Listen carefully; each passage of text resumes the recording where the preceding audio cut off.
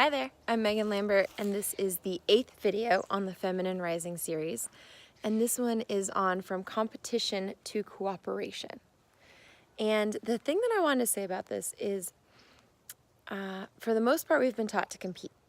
So in business, for example, outbeat the competition, dominate the market, win the market share, all the languages we use make it sound like it's a war, like it's some kind of big sports game where it's a war. And it's not that it's a bad thing at all. It's, I think, just the lens that we've been looking through the world in. But I think that there's another way where there's a cooperation and an ecosystem perspective that we can look at business and the world and ourselves and everything. So, for example, I'm standing here in nature next to a redwood tree. And this redwood tree here, it drops leaves that then fall on the ground, that decompose, and then turn into soil for the grass. And there's moss that grows on the redwood tree, and then the redwood tree supports the birds, which then, it's nature. And so it's like there's a circular approach to nature where it's like everything is in support of everything else, and it's in balance and symbiosis. And I hear that as the feminine. And so in business, what that looks like is like the suppliers support the business who supports their customers, and the customers support their families. And so it's like we're all in a delicate balance with each other. And if one person goes down, like for example in the financial crisis, when Lehman Brothers was going to collapse and everyone was saying too big to fail. Well, they're too big to fail because they're in an ecosystem and everything is depending on them. And so there's this feeling like if you really see that, then you have an enhanced responsibility to all of the things around you. Which is like, as a business, it's not just about you and your competitors, but it's about who makes your clothes if you're a retailer. How are those families living? What's the working conditions there? What's the environmental impact of your clothes? How does it feel to be in your shop? What is it like for your customers when they wear your things?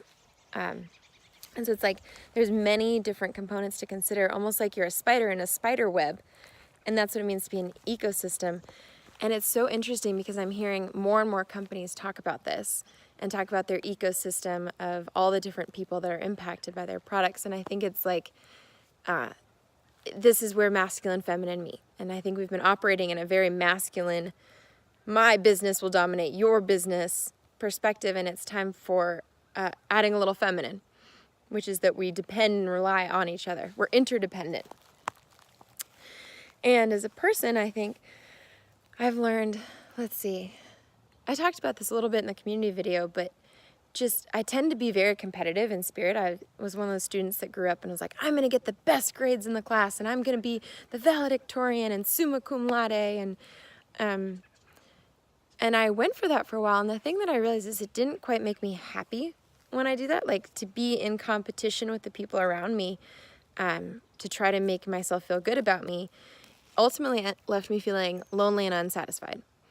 And I think while I'm grateful for that relentless drive in me to be the best, it also, which I might call masculine, it also has to be tempered with this feminine drive to connect, cooperate, and be in ecosystem, be in partnership with all of the people around me.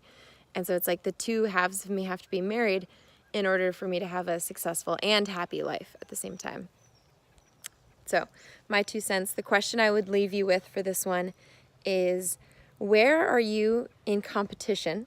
Who are you competing with that you might be able to work more as a collaborative ecosystem with them? Okay, that's it. Hope you're having a great day.